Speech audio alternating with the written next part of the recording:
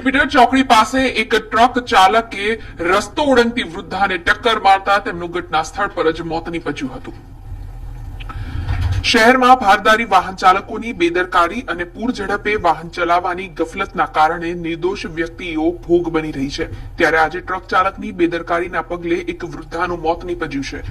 Makarpura GIDC નજીક Jupiter ચોકડી પાસે 71 વર્ષીય વૃદ્ધા સવારે રસ્તો ઓળંગી રહી હતી. તે સમયે એક ટ્રક ચાલકે વૃદ્ધાને અડફેટે લીધી હતી, જેમાં ટ્રકના તોતિંગ પૈડા વૃદ્ધા પર ફરી વળતા તેમનું ઘટના સ્થળ પર જ કમકમાટી ભર્યું મોત નીપજ્યું હતું. આ ઘટનાના પગલે લોકો દોડી ગયા હતા અને પોલીસને જાણ કરતા માંજલપુર પોલીસ પહોંચી ગઈ હતી અને જરૂરી કાર્યવાહી બાદ ટ્રક ચાલકની ધરપકડ કરી છે. એટલું જ નહીં, આ અકસ્માતના સીસીટીવી ફૂટેજ પણ સામે આવ્યા છે.